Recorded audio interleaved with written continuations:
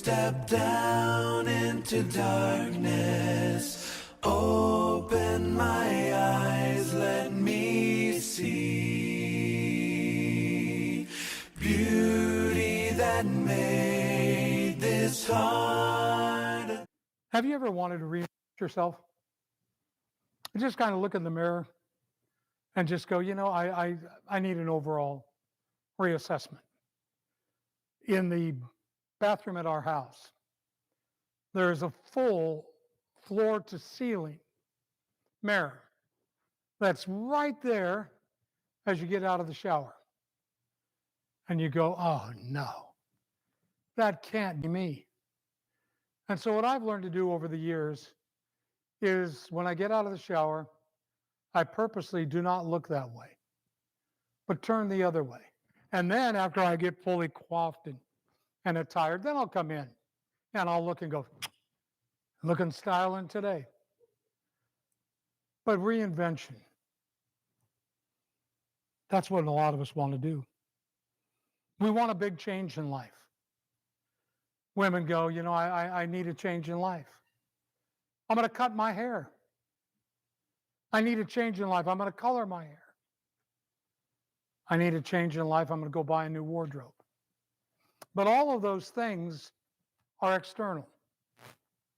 Peter, when he talks about reinvention, he talks about it in a little different way. Turn over to 1 Peter, and we'll go into the 3rd chapter. And notice what Peter writes to women, but I think it's applicable to men as well. Just move out of the gender area. Peter writes, in the same way, you wives, be submissive to your own husband, so that even if any of them are disobedient to the word, they may be won without a word by the behavior of their wives, as they observe your chaste, respectful behavior. Let not your adornment be merely external, braiding the hair and wearing gold jewelry, putting on dresses, but let it be the hidden person of the heart, with the imperishable quality of a gentle and quiet spirit, which is precious in the sight of God. I know that that's directed to women and the wearing of dresses, things of that nature. But the real key of reinvention of self is in the inner person. To look inside of ourselves and to figure out what needs to be fixed. How can I go through this process and realize that it's going to take a resolve, a full determination on your part to see it through? Oh, I've gone through any number of reinventions of myself, but I never had the resolve, in most cases, to see it all the way through. At lunch, Austin was asking me about different things, and I just kind of tried to evade being as open as I thought maybe I should be. And so as we were talking, I pointed out to him that Linda and I, after we got married, we moved to Oregon. And in Oregon, we lived close to a commune. And we lived a counterculture lifestyle. And then after obeying the gospel, there was the reinvention. And it was a radical reinvention. It was mid-1970s. And I decided I'd go back to school and eventually go into preaching. And along the way, I started a radio program through the college. And in the radio program, we would play, unfortunately, at the time I was not a program director. So they were playing a lot of Bee Gees music. And in the Bee Gees music, it would be a lot of disco stuff. And the radio station said, you know what? You every once in a while are seen in public You need to start wearing more disco clothes. So I bought a pair of platform shoes, two-tone, and a couple of shirts. And I cut my hair kind of sort of short, but it was still longish. And that was my reinvention. And I got, this isn't me. This isn't me at all. And so I had to reinvent. And I told them I quit. I can't do this. This isn't who I am. Shortly thereafter, I became a Christian. And then realized, you know what? I've got to be who I am. And I changed everything about the station because I became program director. Music changed. BG's gone. And a total reinvention. To reinvent means to remake or make over, as in a different form. To bring back, to revive. Well, that's what we need to do. We need to be revived, regenerated. In Psalms 51, David writes, "Be gracious to me, O God, according to thy kindness." Some translations have, "Revive me, according to thy loving kindness, according to the greatness of thy compassion. Blot out my transgression. Wash me thoroughly from my iniquity. Cleanse me from my sin. For I know my transgression. My sin is ever before me. Against thee, thee only, I have sinned, done what is evil in thy sight, so that thou art justified when thou dost speak, and blameless when thou dost judge." So what he's asking for is a reinvention. Go down to verse 10. And in verse 10 of Psalms 51, you read, "Create in me a clean heart, O God, and renew a steadfast spirit within me. Do not cast me away from thy presence. Do not take thy Holy Spirit from me. Restore to me the joy of thy salvation, and sustain me with a willing spirit." That's what we all long for. That rejuvenation, revival. There's a TV commercial for one of the conditioning companies, and I don't remember exactly which one. But they cry out, "Rejuvenation." You know, rejuvenation, that's what we need. Our air conditioners on the fritz. Rejuvenation. Well, we need the same thing spiritually. David saw in himself failure. He saw in himself where he was coming up short of the mark. And he kept appealing to God. I need to be rejuvenated. And in this psalm, he is appealing to God and pleading with God that he be allowed to undergo this rejuvenation spiritually. And that he would change. And that God just needed to be patient with him. Sometimes we need to be patient with ourselves. We need to be honest with ourselves and realize that just because we may have failed in the past doesn't mean we give up. And sadly, we do that. We throw in the towel metaphorically so easily. So easily. We say, "I can't do it. I can't do it. I've tried. I can't change." Maybe we've developed bad habits. Maybe different process of thinking. "Oh, it's too hard. I can't change." Everyone can change whatever it is they want to change, regardless. It was one of the things in one of my classes in psychology. One of the professors was saying, "You know, there are some things people can't change." And I said, "Biologically, I agree with you, but not emotionally. Biologically, there can be some chemical indifferences inherent in the person that the person may not have control over. But if it is not biologically, if it is not chemical, and I'm not talking about outside chemicals, but chemicals that are found in the brain not responding, then anything can be overcome.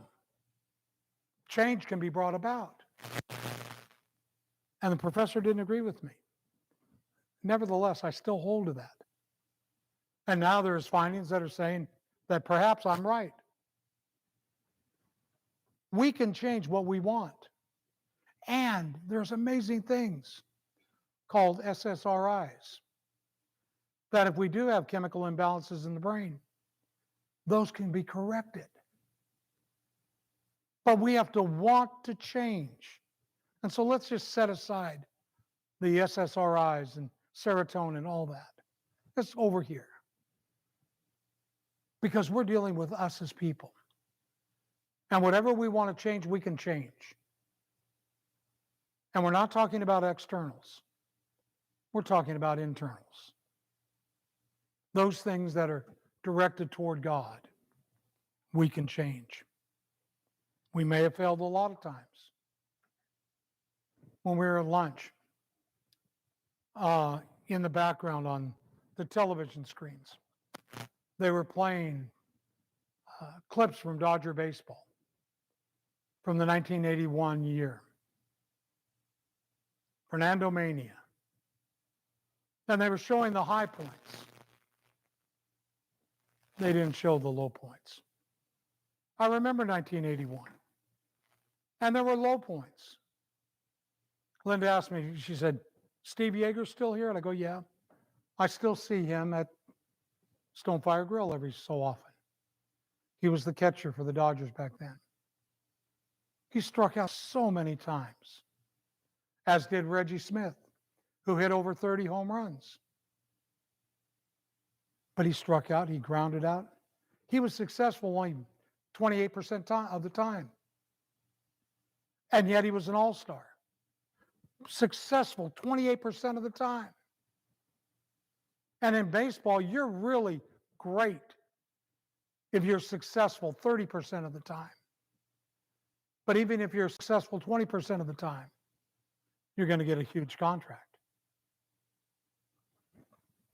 We fail so much, but we cannot give in. I like this quote. It's from Dale Carnegie. Develop success from failures. Discouragement of failures are two of the surest stepping stones to success. We learn from it. We grow from it. And every day should be a process whereby we renew and change. Go to 2 Corinthians. We're going to go into the 4th chapter. And toward the end of the chapter, notice what Paul writes in verse 16. Therefore, we do not lose heart. Inner man again. But though our outer man is decaying, yet our inner man is being renewed day by day. So what are the things that you do day by day that renew the inner person? I mean, people take time daily to do something with regards to the physical. But what do you do about the inner? Margaret, as we were driving back from lunch, I asked her how her dog was doing, little Frankie. And she said, oh, you know what he does now? He goes out and he lays out in the sun on the patio for about 10 minutes. He gets up, comes back in. Does it every day. Why does that dog do that? To rejuvenate himself. Undoubtedly. He's gotten into that habit. Dogs are funny animals. So are people. Because we do various things. We do them daily. And we do it because it's a habit. And we do it to preserve this physical plant in most instances. But what are you doing about the inner man? What are you doing about the inner man day by day to go through the process of reinvention, rejuvenation, and trying to be better today than you were yesterday? Because that's really what we try to do. I can't undo yesterday. Can't. Paul, in his letter to the Philippians, talks about that idea. About whatever's past is past. I press on toward the upward call. Whatever was is nothing but garbage. I've got to press on. I've got to reach that higher plane. And I can get there if indeed I'm dedicated and I'm determined. If I'm determined. Have you ever seen somebody determined? Maybe they're doing a project and they're trying to figure something out and they're looking at it and they just start getting real intense. And the tongue starts coming out, doing different things, biting the lips, and just getting so many different gyrations to the face. And you wonder if maybe they're got a serious problem. So you ask them, can I help you? No. I got to figure this problem out. And then they go right back to it intently. Do we do that with our inner man? Are we that dedicated, that in tune to make the changes that we have to make? Sunday morning, we're talking about the fruit of the Spirit. If you turn over to 2 Peter, the first chapter, and you look at verses 5 down through 11, Peter there talks about, in some detail, he talks about the idea of accepting these virtues that are a byproduct of being a Christian. That's what he's saying. And you're going to have these things. And you're going to have these virtues. One of which is self-control. Self-control comes back and ties in with reinventing yourself. That level of absolute determination. Create in me a new heart. That's what we long for. A new heart. Look back at Psalms 119. And in the 119th Psalm, pay attention to what's written in the first two verses. Then we're going to drop down a few more and notice a couple things. But verse 1, how blessed are those whose way is blameless, who walk in the law of the Lord. How blessed are those who observe his testimonies, who seek him with all their heart. Now go down into verse 7. I shall give thanks to thee with uprightness of heart when I learn thy righteous judgments. Go down to verse 10 now. With all my heart I have sought thee. Do not let me wander from thy commandments. Thy word have I treasured. Some translations have hid. Thy word have I treasured in my heart, that I might not sin against thee. In the 119th Psalm, which is arguably the longest psalm of all, longest chapter in the Bible. But in this 119th Psalm, the heart is referred to 15 times. And David is appealing, I need to change my heart. I need to reinvent myself. Paul was reinvented. Paul was a violent aggressor against the church. And he wrote to Timothy about such. In 1 Timothy, the first chapter, verses 12 through 16. He talks about what he had endured, what he did. And I was a violent aggressor. But Paul changed. He reinvented himself. And it wasn't just superficial. You know, he talked about I cut my hair because I was keeping a vow. It wasn't that. It was what was driving him inside. And he went through that process of change. But moreover, he realized that it was something that he had to continue to do day by day. 1 Corinthians 9, verse 27.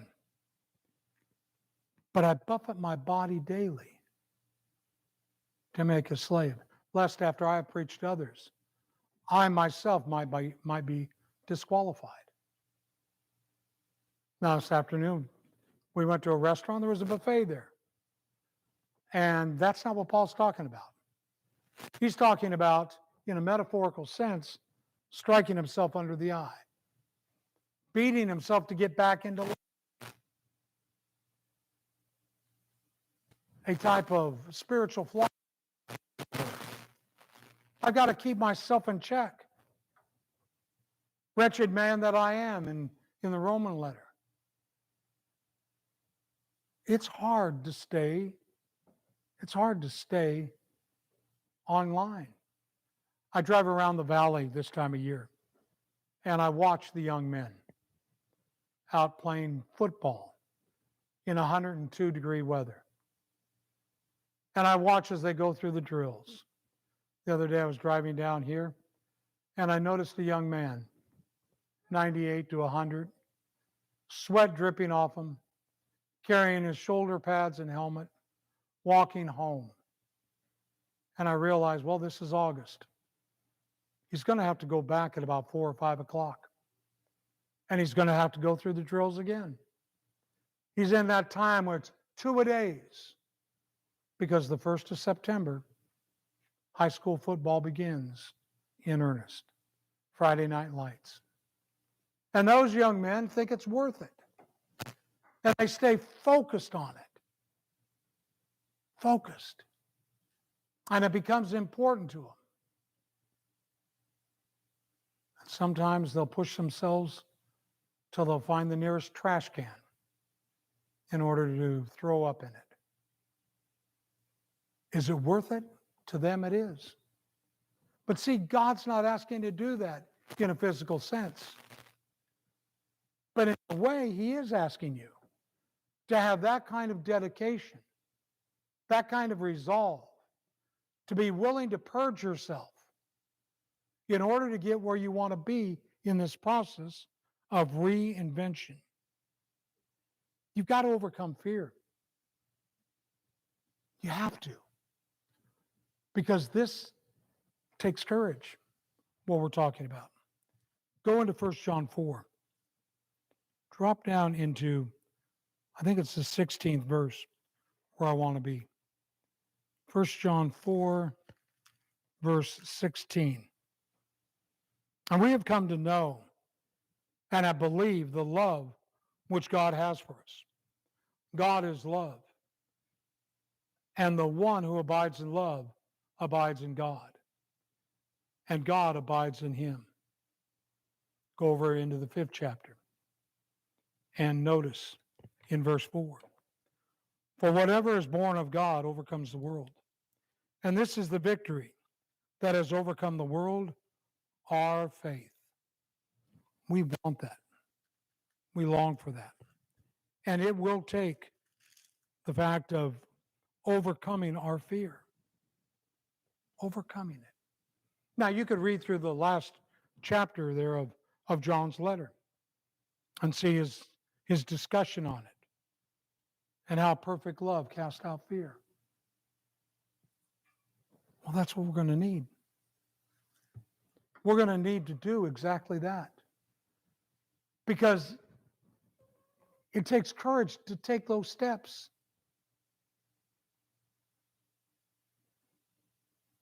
Some of you might remember Darcy Welsh. And Darcy had grown her hair quite long. Beautiful head of hair. And she came and told me, she said, you may not recognize me Wednesday night. I go, why? She goes, well, if I can find enough courage, I'm going to have it cut. And then I'm going to donate it for somebody who's a cancer patient for a wig. And I go, yeah, that's going to take courage. And she said, oh, you don't know how much courage. And she did it. But it took courage. And you go, well, why would that take courage? Because she was going to change the whole way she looked. And you women, you've gone through changes of a physical nature. Didn't it take courage to do what you did? Courage. Now, ramp that up and look at what you're doing spiritually. You've got to have courage to do it. Because with courage is going to come strength. But I'm going to challenge you to take small steps. By taking small steps, you're going to find that your ability to accomplish what you want is far and away greater. Baby steps, as it were. Baby steps. And you'll get there. Take decisive action. But take those baby steps. Philippians 3 talks about it and brings it out. You can control your mind.